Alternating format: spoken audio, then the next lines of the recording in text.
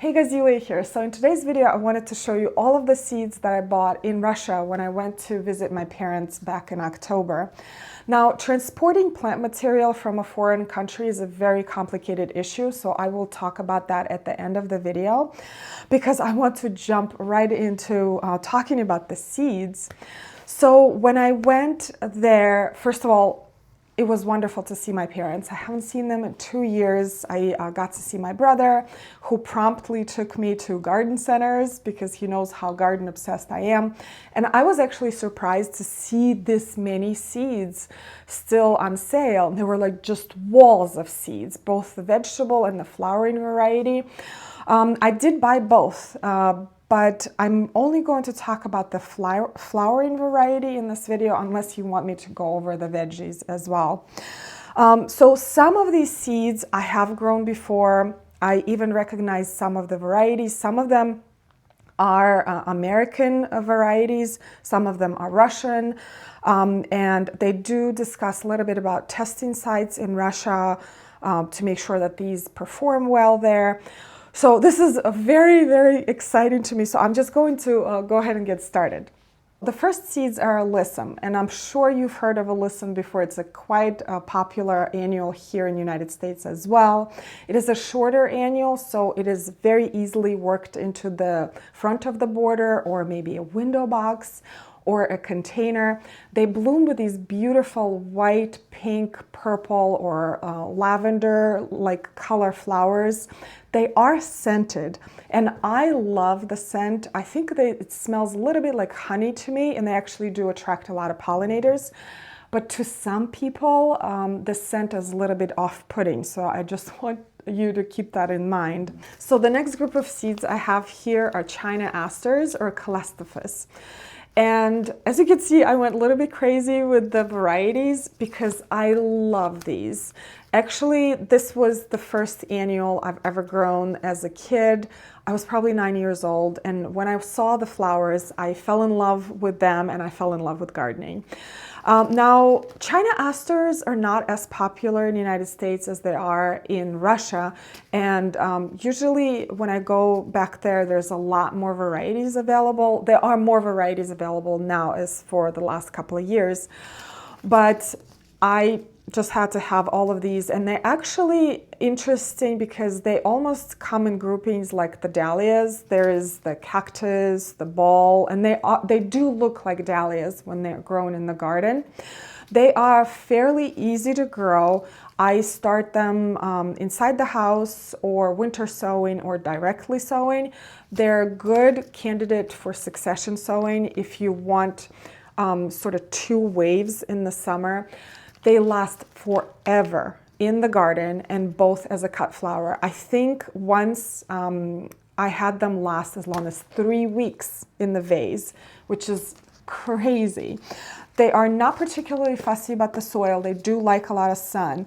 The only thing about them to remember is that you have to switch locations from one year to another because they are prone to a fungal disease that kind of travels with them. So that is pretty much the only thing.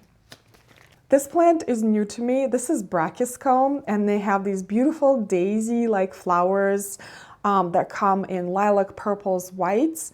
And the foliage, from what I looked online, is also very pretty, even before the plant blooms. Now, the one thing I'm concerned about is that this plant is from Australia. And Australian plants generally do not do well in our garden because they do not like our humidity.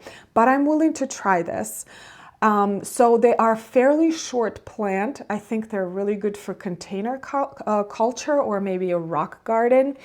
So have no experience with this. I will definitely let you know how this one goes. The next one is Browalia, and I have grown Browalia before and I absolutely love it for so many reasons. First of all, beautiful blue color. It is a part shade annual. They do a lot better in the sunny location, but they also will bloom profusely in the part shade situation, which I have a lot of in my garden. In fact, most of my garden is part shade, and it's very hard to find an annual that will perform well in those conditions. Now, Browalia does come from South America, so they are worm-loving annual. You have to start these inside the house. And they're fairly easy to start. They germinate quickly, they grow quickly, and by June time, you will have plants covered in flowers. This one is Calendula, and Calendula is also one of the easiest to grow annuals, and I usually grow it in my vegetable garden because they do attract aphids. But if I have them in the vegetable garden, all of the aphids kind of cling to the Calendula and don't touch my other plants. And they do have some medicinal qualities. I haven't researched enough of that to talk about it, but I am not a warm color flower loving person yet, but this apricot yellow color is kind of growing on me, and I want to incorporate more of it in the garden. Again, very easy to grow, very cold tolerant. I would recommend just throwing some seeds in the ground. Don't bother starting them inside the house or even winter sowing. They start up very quickly and grow very quickly and bloom for a very long time, way into frost. Okay, Cobaea. I love Cobaea. Actually, I grew 2 of them in front of our front door this past summer. I didn't even plant them in the ground. I just left them these large pots, 1 plant per pot, and they did beautifully. I actually was quite surprised because it's a very big vine that can grow up to 15 feet tall. And they were absolutely fine being in pots, even when they weren't blooming. They had this beautiful foliage. It has a little bit of a purple tint to it, and then the flowers show up. And the flowers are absolutely stunning. They're big bell-like shaped flowers. They come in all sorts of colors like white, pink, purples, lilacs. And we had a very mild fall, and this Cobaea was blooming all the way until December. And I was so surprised because this is a very warm-loving annual. They come from Mexico.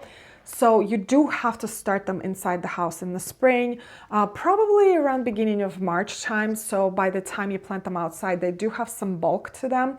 I found it is very helpful to pinch them when they're about 3 feet tall. This way, they will create a lot more bulk and a lot more flowers all over the vine. So this one I'm sure you recognize. This is Cosmos. This one is called Double Click, and I have grown this one before, and I was surprised to see this sold in Russia. And these are beautiful double pink flowers. I love Cosmos in the garden and as a cut flower because they have, again, that beautiful meadowy look. The one thing about Cosmos in my area, they are covered with mildew by July time because our humidity is so high. It's just nothing you can do about it. So around July time, I start cutting them down completely. Okay, delphiniums. I absolutely love them. They do not love me, or they do not love where I live. They definitely despise our heat and humidity, and they do much better further north. Like, for example, in my parents' garden, they do really well. They prefer cooler temperatures, lower humidity, but I try growing them every year. And I did succeed a couple of times, so I want to try these varieties here. They have the beautiful garden structure that no other plant has, like tall, candle-like, really stunning flowers, and in the colors of purple, pink, blues, whites. Now, I like to start delphinium winter sowing because these plants benefit from stratification or a cool or chill period, so they can start germinating. Definitely, if you're trying to start delphinium, either do stratification in the refrigerator, or winter sowing is even much better, or you can start them in the fall so they can go through a natural chilling cycle of the winter, and then they can germinate. So I'm trying them again. This is Gypsophilla, or baby's breath, and I'm sure you're familiar with it. It's a classic filler for your standard flower arrangement. And I have grown Gypsophilla before. They did quite well. The only thing, they get attacked by snails and slugs in the garden like nothing else. So this year I'm going to try to protect them maybe with copper tape or other slug bait. So I start these plants inside the house, and I transplant them in the flower garden, and they bloom fairly well. They're about 2 to 3 feet tall, and I really love the airiness and the structure of this plant in the garden, not just for flower arrangements, because they have that beautiful cloud-like shape. So I'm actually going to try to plant some with my flower border plants and see how they do. I bought these 2 hollyhocks because I couldn't resist these colors.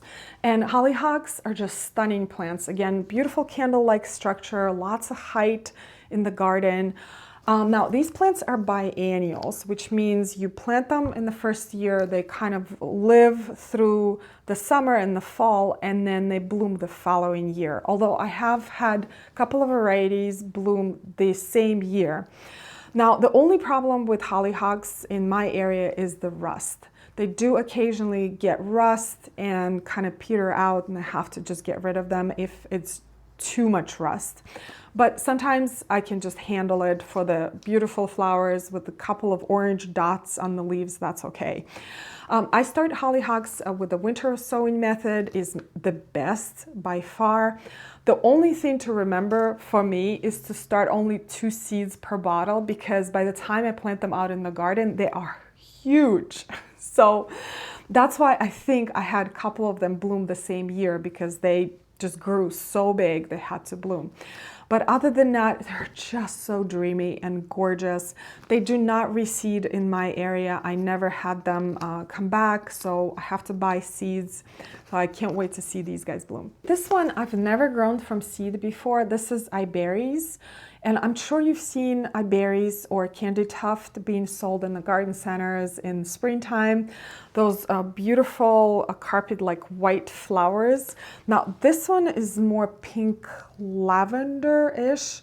And this is a different type of iberis. I believe the white one is sempervirens. This one is Gibraltarica, which I've never grown before, but this is a perennial, and it is an evergreen perennial, very low to the ground, very good for container culture, maybe on the edge of a window box or a rock garden. Okay, you guys, I think I'm going to go a little bit faster because this video is already getting too long, and I think I'm only half done. So I'm just going to show you the photographs, tell you the names, not really go too much into the detail, because otherwise this video is going to be an hour and a half long. You can Google these plants, you can ask me questions in the comment section below. Anyway, the next plant is Lavatera. Absolutely love it. I haven't seen commonly grown in the United States, but you can get seeds. I actually got some plants from Annie's Annuals and Perennials last year. It did great. It was covered with flowers, just absolutely gorgeous. They are about 2 to 3 feet tall, again, covered with the hibiscus-like flowers in white, light pinks, and darker pinks. Now, these are Linum or flax. I've never grown them before. My parents have grown them a lot. These are perennial. So you grow them once, and I think these are short-lived perennials, so you do have to start them up again in about 5 to 6 years. Gorgeous true blue flowers, beautiful structure from what I read. I am going to see how it does in our climate, because I have a feeling they do like a little bit of a cooler temperature. Now this is Phacelia, and I have grown Phacelia before. This is Phacelia campanularia. I believe it's a California native. What I've noticed about this flower is that it does attract a lot of pollinators. There is another Phacelia that my parents grow as a cover crop, and that one is supposedly a superstar of pollinators. Now this one is just beautiful, cobalt blue flowers, and the pollen is actually white, which is an awesome contrast. Okay, you guys, I bought some Lisianthus seeds as well. And I have never grown Lisianthus before because I was so intimidated by all the information out there saying how difficult they are to grow. It takes forever for them to bloom. But my mom grew some Lisianthus last year and she was very successful. They were beautiful. And she told me if she could do it, I could do it too. So I bought these Lisianthus. The interesting thing about these two varieties that it says it's a houseplant culture. So they are quite short. I think it says here they're only 10 inches tall, which means, I mean, they could bloom a little bit faster, although it still says you have to wait for 6 months for it to bloom after you start the seeds. Now, this one is a little bit taller. This one is 3 feet tall. Now, the thing about Lisianthus is that they're a great cut flower. They last forever in bouquets. But I am very curious about the houseplant culture of this variety. These are marigolds, and I have a confession to make. I've never grown marigolds before. Again, because I'm not into the warm color flowers in the garden, but I'm ready to step out of my comfort zone this year and try something new. Now, these are really yellow, but I like the wild nature of it and lots of little flowers. These are a little bit more muted yellow, so I think I'll be okay with these. Now, because I've never grown marigolds before, I'm not even sure where to start. I know there are tender annuals, so you either start them outside after your last frost, or you may start them inside the house. So we'll see. If I have any questions, I'll just call my mom. Now, this plant I can't wait to try. This is Nemophila, and some of the flowers are pure blue, and some of them have a little dot on the tip of the petal. They are quite short, about 10 inches, but I think they will look great in container culture, maybe in the window box, and also a rock garden. This says here that they like moist environments with lots of sun. So I'm going to read up on this a little bit more, figure out how to start this one. I've never grown it before, but really like the look of this. It's just adorable. Normally, I'm not a huge fan of petunias, but this did not even look like a petunia to me. This looked more like a peony.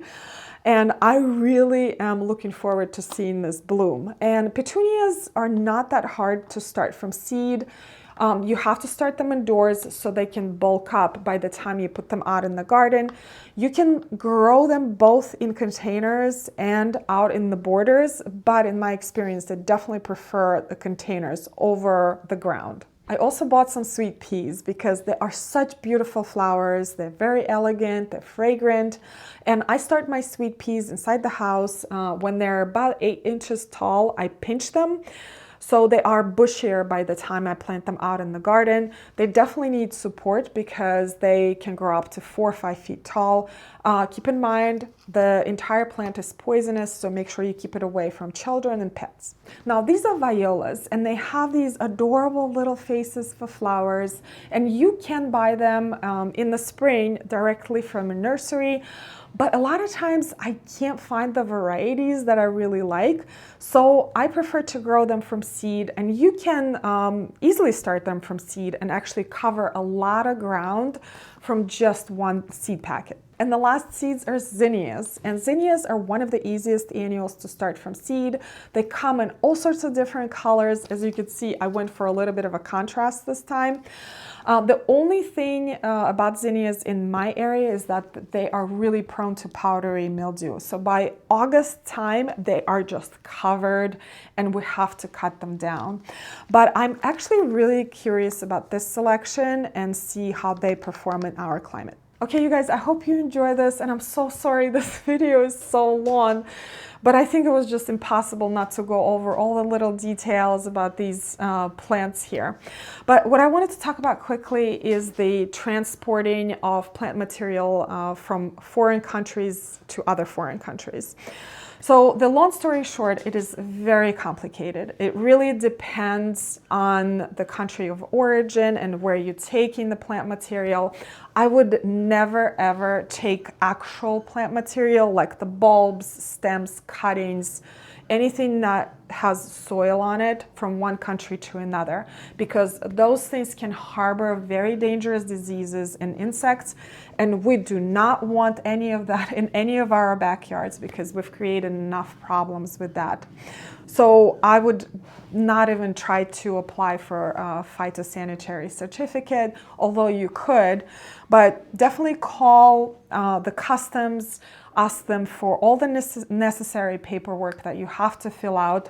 Now with seeds, it's a little bit easier because a lot of times they are already cleaned and certified, but still you have to fill out appropriate paperwork. And again, it varies from country to country.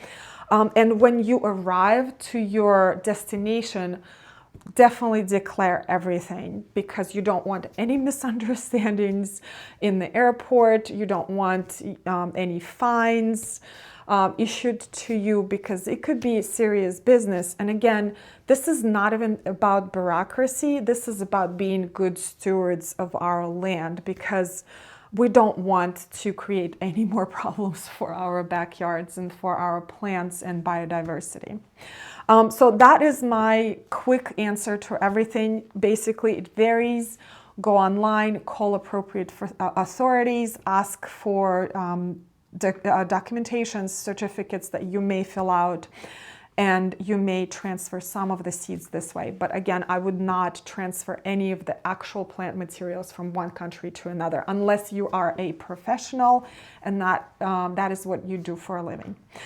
Anyway, thank you so much, you guys, for watching. This is so exciting. I can't wait to start some of these seeds. I can't wait to see them grow and produce beautiful flowers this summer. And again, I hope you learned something new in this video. Thank you so much for watching, and I will see you in the next one. Bye. This one is really yellow, but I have a hair here. Now this one, Allysum